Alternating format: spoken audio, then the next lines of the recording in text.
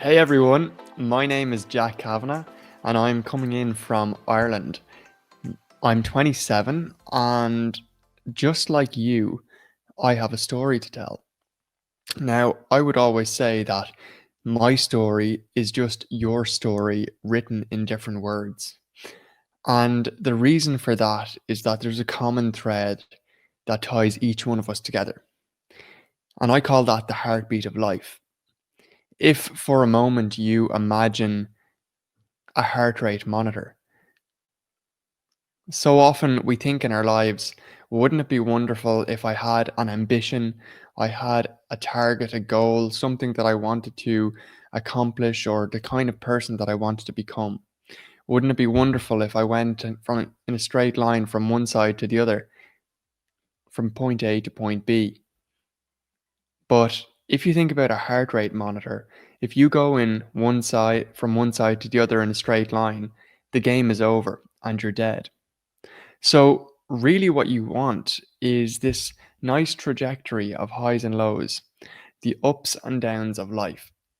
They are the things that give us perspective because without understanding what it is to be sad, we don't know what it is to be happy.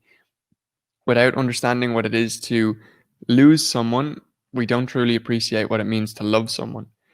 When we don't understand what it means to have a setback or adversity, we don't understand what fulfillment or success feels like. And so, this trajectory of highs and lows is something that is so natural for all of us. And yet, so many people get to a point in their lives when they feel low. They hit maybe rock bottom, a big setback or adversity in their lives, and they feel completely disempowered. Well, the reality is that the lowest point that you face is the point at which you actually have so much to gain. From that place of struggle or adversity or setback, all you can do is grow. And you're going to grow right back up to a better place again. And that's my story as well. And I'm going to share a little bit about that with you. But before I do, one of my most fundamental beliefs is that every single person has magic within them. And you have that magic too. And that's wrapped up in your own unique skills and abilities, talents, ways of being in the world that are different to anybody else. And what happens in life as we meet different people and get exposed to different environments is that sometimes that magic gets covered up a little bit. And we have experiences and maybe we interpret them in ways to keep ourselves safe when we're younger that don't necessarily work for us as we grow up. And it can lead to us limiting the extent of ourselves that we express, how much of our magic the world gets to see. And you deserve, as well as the world deserves, to show more or all of your magic. And so I say that my story is your story written in different words, and it truly is, because all of us have this magic within us, and we have this trajectory of highs and lows that we all go through. The heartbeat of life ties us together. And so growing up, I was one of those kids up at the beginning of the day and going until I passed out at night. I was really into sports, all kinds of land sports from soccer to rugby and tennis to running. I would do water sports camps during the summer. But during the early years in school, I was largely written off as a problem child. I spent my days distracting other people. And what they would realize is that I was badly dyslexic. And as I started to get some of the help that I needed, I learned how I learned. And at that point, I became fascinated with acquiring knowledge and developing myself. And through the years, I went to secondary school, like so many of you will be in now. And it's a period of our lives where we start to push out against the limits of our comfort zones. And we ask all sorts of questions. We ask questions about how we fit in with the group, and if that matters at all. We ask questions about our sexuality, our spirituality, our body image, and so many things. And it's a challenging period. It's a period where we have lots of uncomfortable thoughts, and those uncomfortable thoughts bring us to a place where we are really exploring ourselves, where we're in the growth zone that we were in when we were kids as well. And as I started to get some answers to these questions during my teenage years, I started to get a better sense of who I was and how I fit in the world. And as I moved from secondary school towards college, I had a particular love of windsurfing, the water sport windsurfing. And I trained to become a lifeguard and a windsurfing instructor. And I used to go down to the west of Ireland to spend my summers working on the beach instructing young people. And on one of my first days down there that summer, I cycled off to the beach totally by myself. And it's one of those ideal scenes where the only footprints in the sand were my own. And as I looked out over the breaking waves, the sun was gently setting. And I just caught myself smiling. You know, when you catch yourself in a moment. And I realized that for the first time I could really remember, I was comfortable with myself. I was happy with the answers that I'd come up with to many of the questions I had in my life. And I was beginning to really be comfortable with the people that were surrounding me. People that would cheer me on when I was doing well and that would pick me up and support me when I was struggling. At the end of that summer, I went away on holidays with some of my best friends. And on the first day, I ran down the beach as I had done so many times that day and that summer. I dived into the water over a wave, not anticipating just how shallow the water was. And my head collided with the sand, and in that moment, I broke my neck. My reality, my life, everything that I knew was changed in an instant.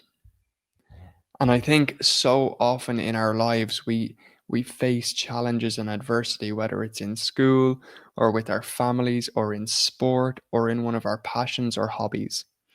We get a major setback and it really challenges us. And I woke up in intensive care the following morning with tubes going down my nose and into my throat with a cage around my head to keep my head straight. And I can remember one of my best friends walking around the bottom of my bed, and he was smiling but crying, and I couldn't speak, but I mouthed the words, "It's going to be okay." And that's a message I have for all of you.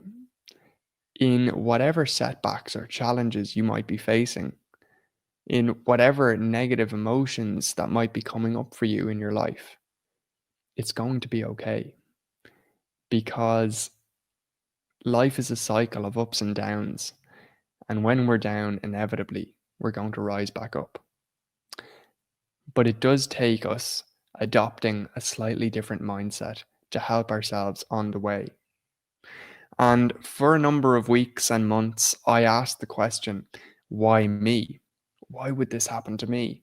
And I think all of us do it when we're faced with big challenges in our lives. But asking the question, why me, makes us the victim of the scenario. Because the things that happen to us in our lives are just events. And we can decide what meaning we attach to it. It's us that decides if this is going to be a positive or a negative event for us. And so I was asking the question, why me? And I realized that that was incredibly disempowering. It made me the victim of the circumstance. And so I reframed the question and I started to ask, well, why not me? Why should this have happened to anybody else? And that was uncomfortable. But two amazing things happened in that moment. The first thing was that I came to some sort of acceptance of the reality. It wasn't perfect, it wasn't what I chose, but that's what was happening in my life. And when I came to some sort of acceptance or acknowledgement, that gave me power because now I had choices. And the choice that I made was that I was going to learn from this, I was going to grow from it, and I was going to go from a position where I was barely surviving in intensive care to a place where I would learn about myself, grow, and thrive out of this experience. I was flown back to Ireland, and in the months and years afterwards, had to reckon with myself in a major way. And as physically demanding as it was, I have 15% muscle function. So my shoulders, my biceps, and my wrists. And that's it. I'll show you just to give perspective. I get around the world on wheels now. So it was a dramatic change in my reality. And as physically demanding as those months and years were,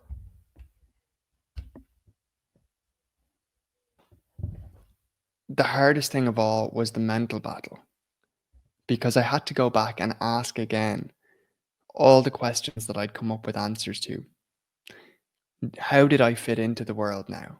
How was I going to have an impact? I questioned my body image.